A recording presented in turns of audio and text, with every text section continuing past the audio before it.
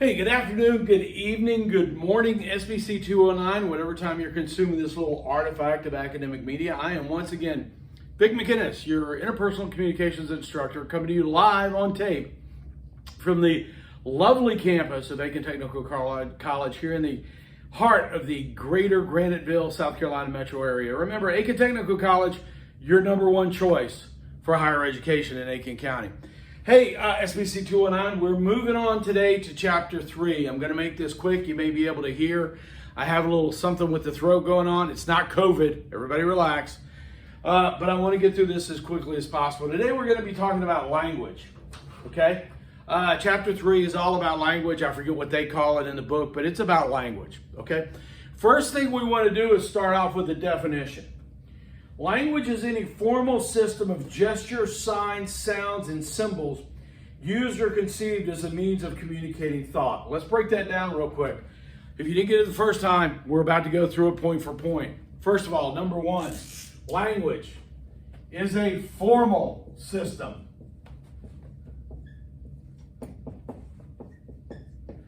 That means we have agreed upon the rules of how we will use language. It's something everybody has, possibly implicitly, sometimes explicitly, depending on what language you're talking about, have agreed on how the language will be used. We have sources for this formal agreement, such as dictionaries, books, the daily uses. In places like France, they have a thing called the École Française, which is the French school in Paris, which decides what is and isn't proper French for the entire French-speaking world. Sometimes they do and they don't get listened to. Like the École Française said that hamburger was not a word. It was not a word that would be used in France.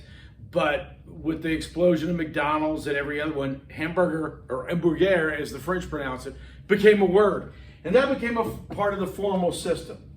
Okay? It is gestures. It can be signs. It can be sounds. And it can be symbols. All right? Now, gestures we will all understand. Remember, these are all, we'll talk about nonverbal communication a little bit later on, but I think we all know what certain hand gestures mean. I will go with the ones that aren't, if we all know what that is in our culture, okay? That is not universal in places where you do that. Somebody will take a swing at you. I'm not going to tell you what that means, okay? We call that a peace sign. World War II, they called it a V for victory. In the British Commonwealth, that is an obscene gesture.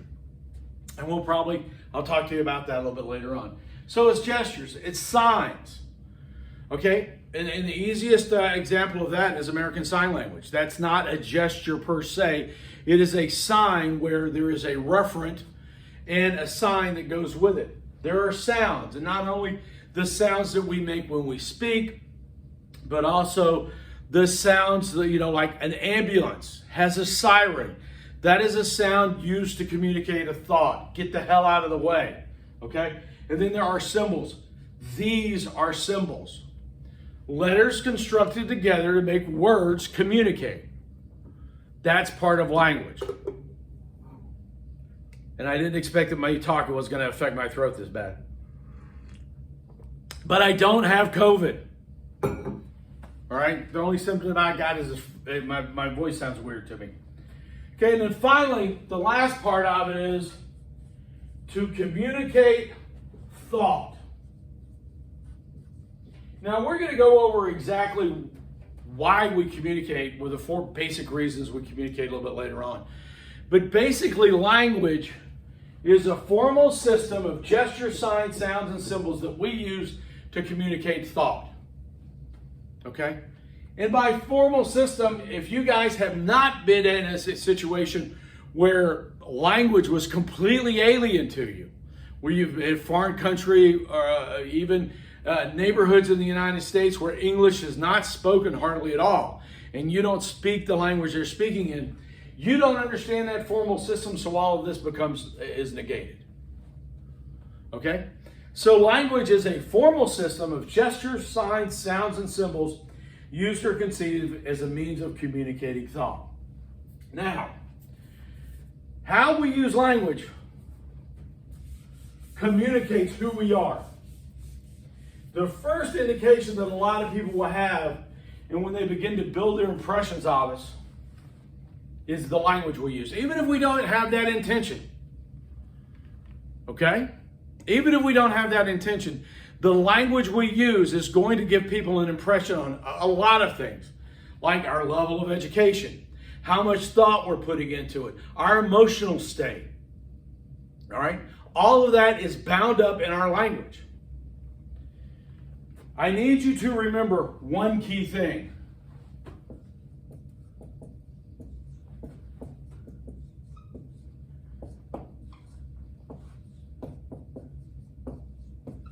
Language is symbolic. Okay? In language, a word represents a thing. Okay? A word is used to stand in or to represent a thing. Chair. Okay? I can't run around. If I want to say the chair was big, I can't run around picking up a chair and then something big. I need to have a symbol for both chair and large, so I say the chair was big. Okay? If you combine enough of those symbols, you have a language system. If we agree on enough words and sounds that go together, we have a language. Right? And you've probably all read about twins that develop their own language. Okay? Sometimes we develop a language artificially, like, and again, I don't speak Klingon, so don't look at me like that. I see you. But Klingon is a made-up language, but it has enough symbols and words that have been combined together to make a language system. 60 years ago now, right after World War II, a linguist became convinced that language was the cause of the war, so he wanted to develop a brand new language that would not offend people by its use, and it was called Esperanto. And there was this, back in the 50s and 60s, people thought Esperanto was going to be the new world language. They thought English was inherently imperialist. If we force native peoples to speak a language associated with one or two countries, that was inherently cultural imperialism, that developing a whole new language would free people from that. And there are still some places that teach Esperanto, but it's really kind of sort of petered out. Okay? So if you combine enough symbols, you have a language system. And since our language is symbolic, it allows us to create images, and it allows us to recreate events in distance, time, and space. Okay? There is no one left alive on this planet who fought in World War I. The last soldier that fought in World War I died back in 2012. He was like 108, 109. That was the last one. There is no one with any direct knowledge of what it was like to fight in World War I. But through language and the use of symbols, we have the ability to learn about their experiences through distance, time, and space through the use of symbolic language. Okay? You need to know that there is, and again, I want you to read this in the book because the book goes into it a lot better and a lot more depth. Okay, there is what's called the triangle of meaning. There is thought, there is the symbol, and there is what we're going to call the referent. Okay? And these three things are interrelated. Okay? They are interrelated. They're not, and a lot of people will put this thing on there and they'll put little arrows to show that you have a thought, about the referent, and that's not correct. Because these things happen simultaneously. Let's go back to the example I used before. See if I'm going to be able to pick this up so you can see it. This is a chair. I think we can all agree this is a chair. Okay? But if I just say, if I ask you to pick the word, that chair is the referent. If I wanted you to describe this thing I'm holding up, you would see the referent, you would have the thought, you would pick the symbol to refer to it. You would say, I see that thing he's holding up. I have a thought about that thing, and you will think about it, and then you will pick the symbol chair. Let's take it from a different way. What if you want to describe the furniture in your apartment? There's the thought. The symbol is chair. The referent is now going to become a little bit different. Remember we talked about encoding and decoding in our last lecture? How I decode chair may be different than what you decode as chair. Because if you're talking about what's in your apartment and you say, I have a nice, comfortable chair, well, this is a chair. Would this be a nice, comfortable chair for your apartment? No, because you've added additional symbols, nice and comfortable, to your thought so that we have a better idea of what the referent is. Okay?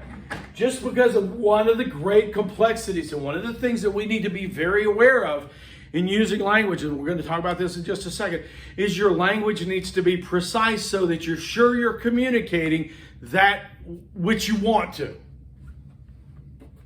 Okay?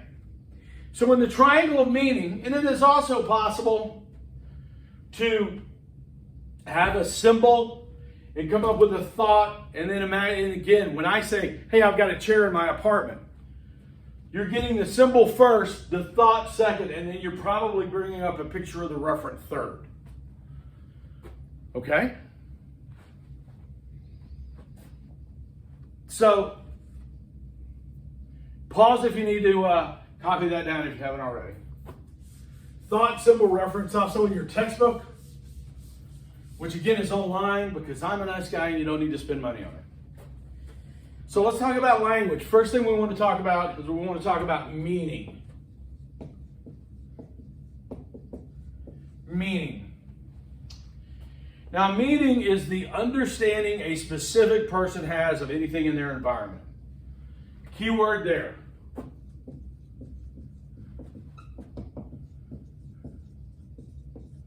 Specific person. Now, we may have some things that are relatively uniform that we all understand. Salt. NaCl. Salt is all relatively universal. So when I say salt, most of you guys are going to think of the stuff you shake on your French fries. Okay? But if you were in the Navy, a salt is a veteran sailor, at least it used to be. As in old salt. Okay? If you're particularly religious, you may think of Lot's wife. So when I say a word, it is a meaning, is the understanding a specific person has of anything in their environment. Okay? A definition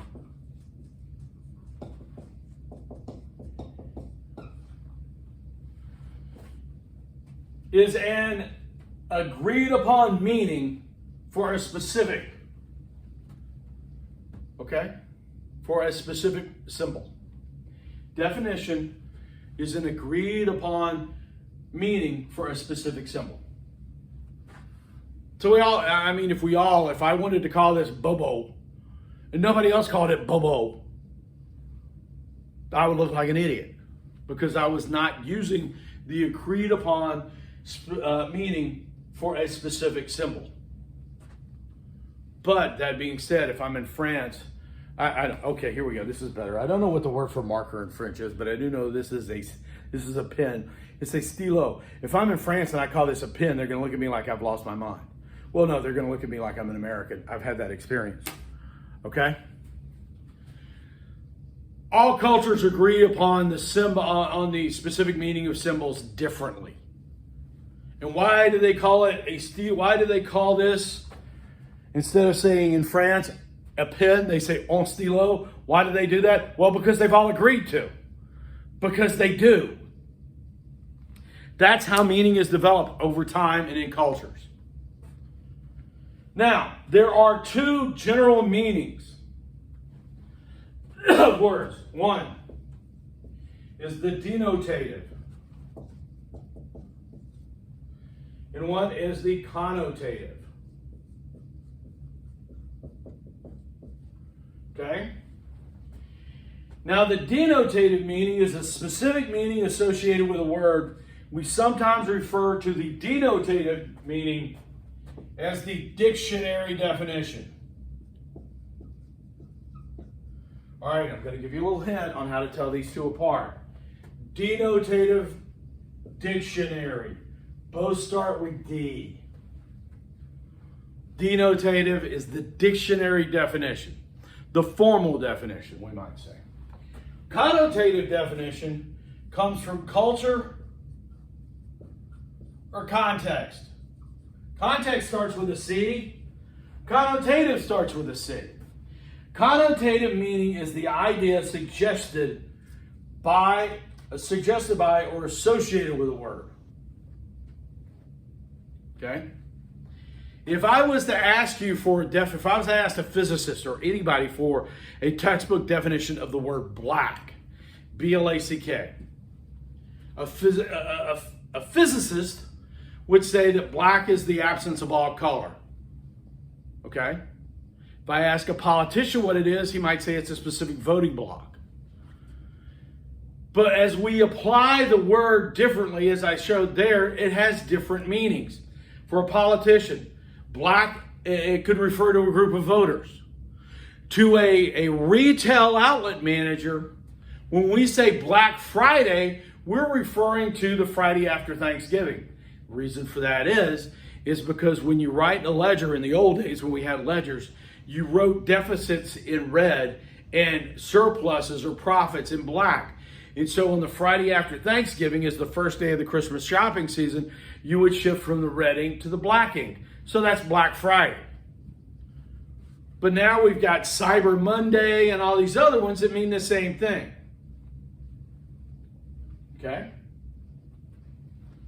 And if I say you're going to get a black mark on your record, what does that mean? That means you got a demerit. Well, what does black have to do with demerit? Well, it was done with a black pen. Okay? Two other ones. Dude, your car is sick. I don't even know if people say it anymore. Okay? But if I say, dude, your car is sick, do I mean it's physically ill? No. It means it's a pretty cool car. And when I say pretty cool car, do I mean it's got the air conditioner on inside? No. It means, you get my point. Here's the thing. Generally, over time, we switch, and the connotative definition will in many cases become the denotative definition. Perfect example.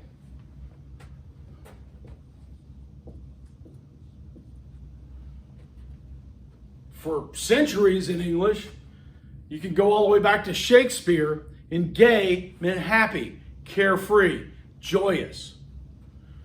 In the last 70 years, gay refers specifically to a sexual orientation.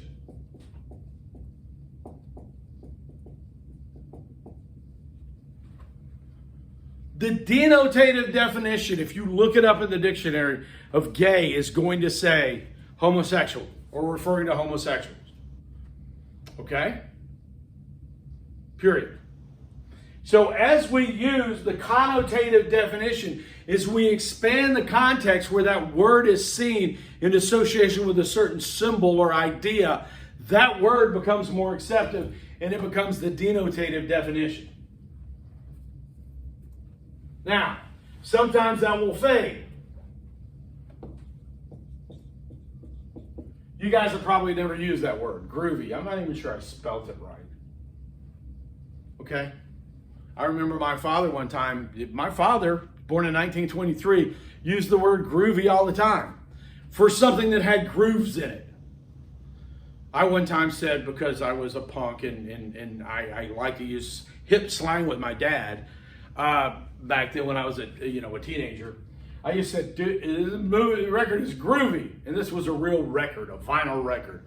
And he went, yeah, it's groovy. It's covered with grooves. Then he was telling me, don't be a punk. Okay? That's the connotative definition. No, just kidding. Okay?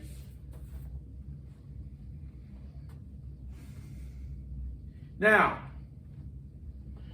over time, an individual's engagement and the meaning they attach to specific words can change.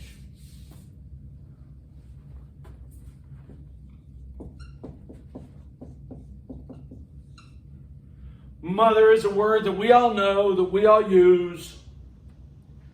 And the denotative definition of mother is a female parent. That's pretty straightforward. Okay? But to an infant, mother is someone who provides sustenance.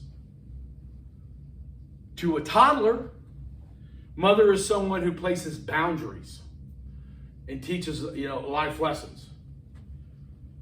Okay? To a teenager, mother, and again, this is all possible depending on your engagement with your mother or a mother.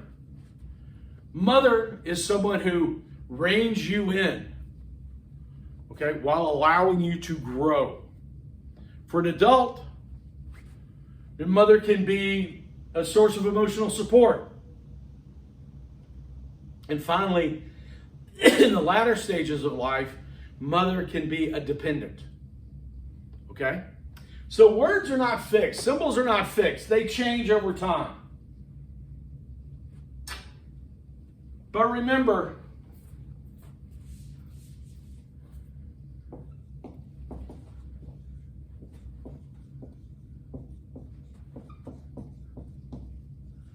language and thought are intertwined and cannot be separated. Words are symbols of things and nothing more than that. They can be used to evoke emotion, but they are still just symbols. Some of those things do not exist in the physical world. So the question is, did we think of things like freedom, liberty, love, hate? Or did we have a language? Do we have symbols that we were using? Because if you guys go back and if you ever see 2001: A Space Odyssey, there's a scene where proto-humans touch the monolith, make a huge evolutionary leap, grab the bone from some big animal, and then just and murder another of these proto-humans. Okay? Now, did they have the thought to kill someone first, or had they been speaking about, trying to form their symbols for the act of killing someone, and then the thought followed it? Okay? There's a ton of research that argues both sides. I'm not going to tell you there's an answer for that. But what I should tell you is there should be a strong link between thought and language. Okay? As humans, we only have language and words to communicate to each other. So the sign-referent relationship, or the symbol-referent relationship, remember from the triangle of meaning, the symbol-referent relationship has got to be strong. Okay? For instance, and you can use that to your advantage. Everyone in here has had a toothache. I'm having a bit of one right now. I got a chipped tooth, but I am not going to a dentist unless it gets really bad, because that cost benefit, little pain in my gum versus COVID-19, I'm not going to the dentist until I have to. Okay? So that sign says, so the thought, toothache, is something that we all understand. So I had a neighbor back when I was living in Florida who was just a jerk. I mean, there's no two ways about it. He was just a jerk. Everybody in the neighborhood hated him. Okay, because he never cut his grass. It was just, he's just that guy and that neighbor. So my other neighbor was over talking to me one day. We're standing out in the front yard, and the guy comes out, gets in his car, drives by us, gives us both dirty looks. I maybe said 5 words to him the entire time, but he gives us both dirty looks. And my neighbor looks at me and goes, "Dude, that guy's just a toothache." And I was like, that is the most perfect use of that symbol. Is he referencing? Is your reference an actual tooth? No, the connotative meaning of that is he's a real pain. And I was going, perfect. Okay? All right. So now that we've gotten through all the esoteric stuff, let's start talking about some mechanics. Some rules. The rules we all generally agree on how we employ words and symbols is called grammar. Bet your English teachers never told you that. They just said you had to learn it. They didn't tell you what it was. Grammar. The rules we generally agree on that govern how we employ words and symbols is called grammar. Here's the problem though. The rules are constantly changing.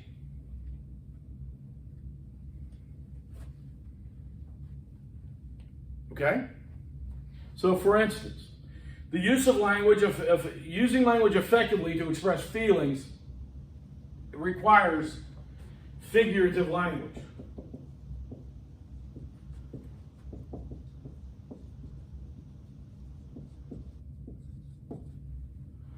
Now, when we speak figuratively, and y'all probably have all heard these before, we have similes, we have metaphors, and we have hyperbole. Okay? Similes, as you know, uses like in an explicit comparison. Metaphors do not use like in an implied comparison. And hyperbole is an exaggeration. An exaggeration. For instance, he was strong like a freight train. Okay? That is a simile. Metaphor, we used to have a player that played at Auburn, Lionel Little Train James. And just his nickname implied that we thought he was strong as a train. And hyperbole is to say, dude, this guy was the size of a pickup truck. Now, when we talk about changes, it used to be that we would tell you, instructors would tell you, simile and metaphor were fine. Hyperbole, never use hyperbole. That seems to have gone out the window because everybody speaks in hyperbole now. Every time I turn on the TV, one side's calling the other side's fascist. We don't really have any fascists in this country. I hate to break it to you guys. Based on so one side's calling the other side socialist or communist. Okay, we don't have any of those. Well, we do have some socialists, but it's not like one entire political party is made up of socialists. Okay? Colin, and again, so everybody all the time talks about, well, our society has collapsed.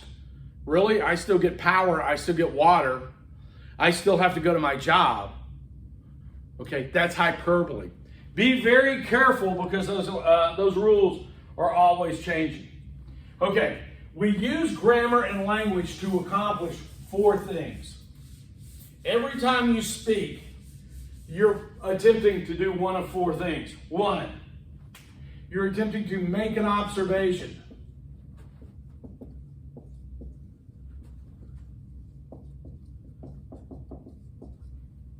Communicate information. 2, you're looking to express an abstract thought.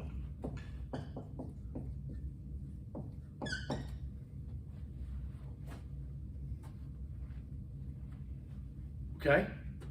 I believe in democracy. That's an abstract thought.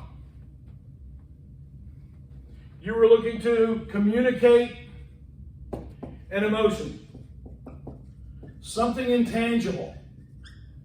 Honey, I love you. And finally, and we're going to talk about this a lot, you communicate to meet a need.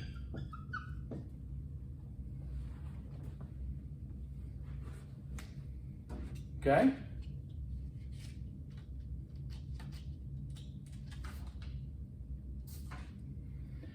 Make an observation, express a thought, communicate an emotion, or meet a need is why we communicate. All right, so let's talk about some other things about language. Number one, our identity. We're going to talk about culture in chapter 8. But language is tied to our identities. And how we use language helps us in identifying who we are both to ourselves and to others. Language affects our credibility.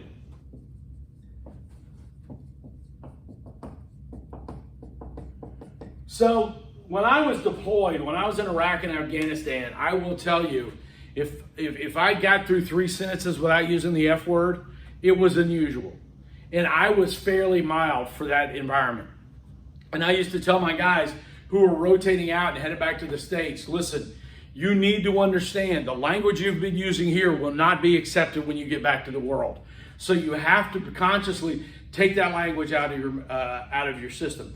My wife used to think that I would talk to her on the phone, and I used my salty language, and I don't mean I was sprinkling the white stuff on it, my salty language, and she thought it was pretty funny. And when I said that, listen, if you ever go down range, you're going to do the same thing.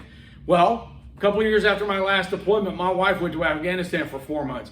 And when she called home for the first time, she used the F word 3 times in the first 2-3 minutes. And I just started dying laughing. She got very angry at me. Okay? I'm not saying that swearing, if you use profanity, is going to negatively impact your credibility. Because in that environment, it was almost required to assert yourself. Especially since I was a civilian working with Special Forces troops, I had to express that in their language that they were comfortable with, or else I would not have been taken seriously.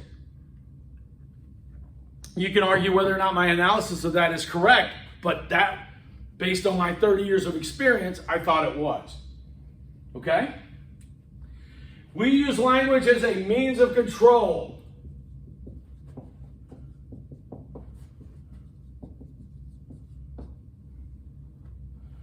Now, I will tell you that this is probably the most implicit, the most insidious way of maintaining control. The words we use to describe other people that we consider to be them or the others, okay? I mean, if you look at some of the language the former president of the United States used in describing Latin Americans, it was horrendous, and it was designed solely for the point of making them separate from everyone else. That way we could look down upon them. If you go back to Nazi Germany and look at the language they used in referring to Jews, okay? If you go read some of the work from the Tuskegee experiment, if you don't know what that is, please, please, please look it up. You need to know. How they referred to the patients that were in their experiment allowed them to control those people, okay? We use language as performance.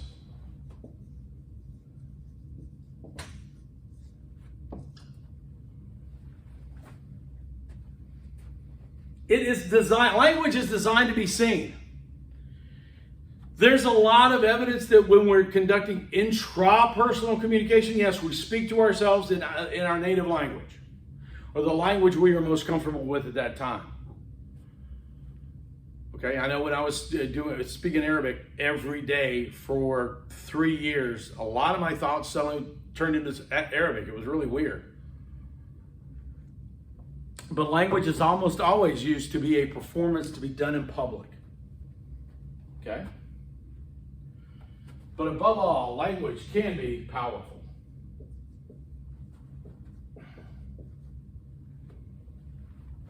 Language can be powerful. It can incite us to great things, and it can incite us to do really horrible things.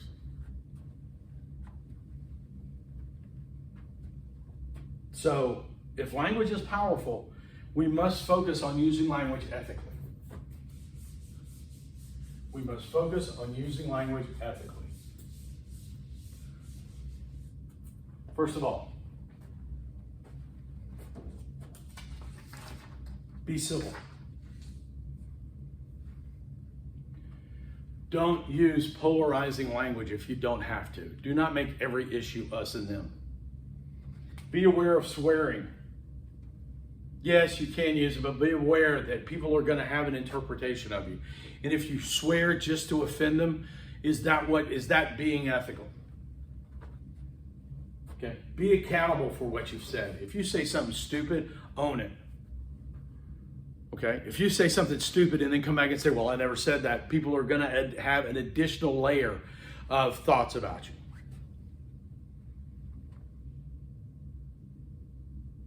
And then be aware of communication accommodation. We used to call it role switching, and we've all done it. We change our language and we change the way we communicate based on the people we're around. I don't talk the same way when I'm in department meetings as I do when I'm at home talking to my wife.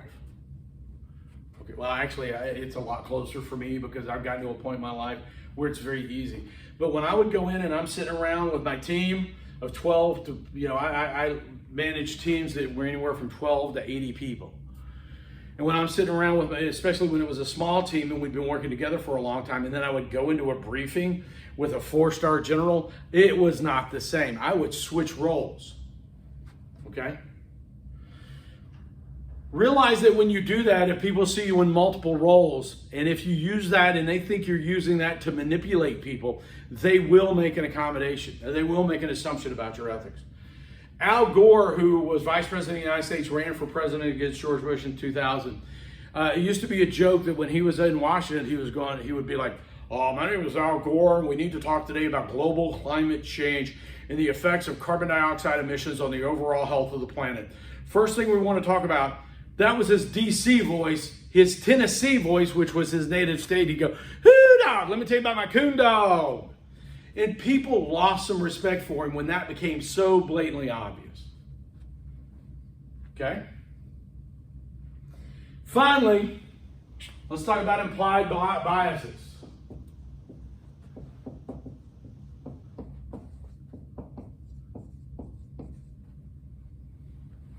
Okay?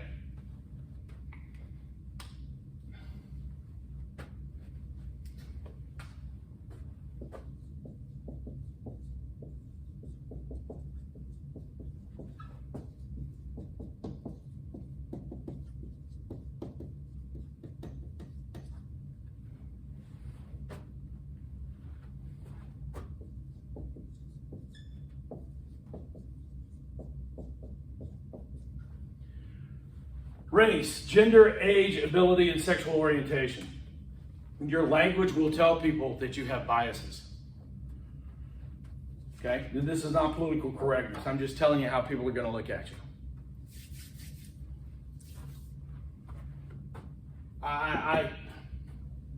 My mother was born in 1925.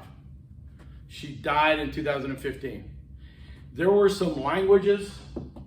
I know that my mother, and I can think of examples that happened in my life when my mother was had serious racial bigotry thrown in her face. She pushed back against it.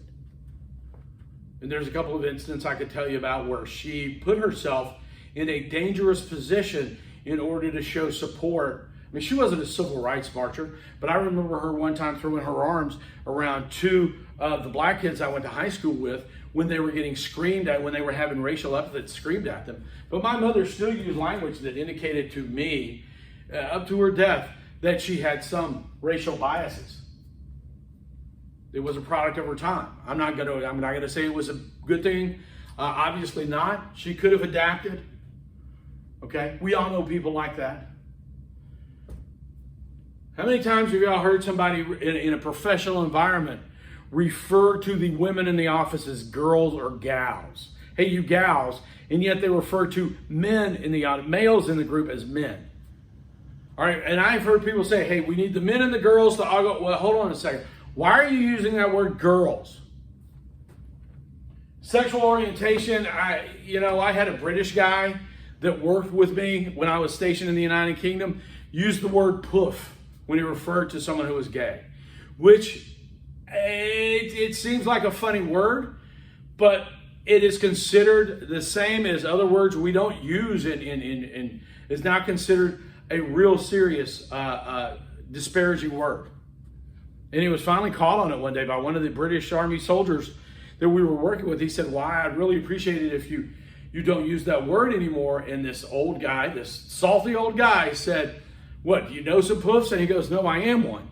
And it got really awkward. But he did never use the word again.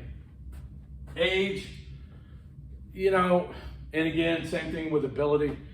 I had somebody in SPC-205 public speaking a couple of semesters ago use the word crippled when referring to people that have physical disabilities.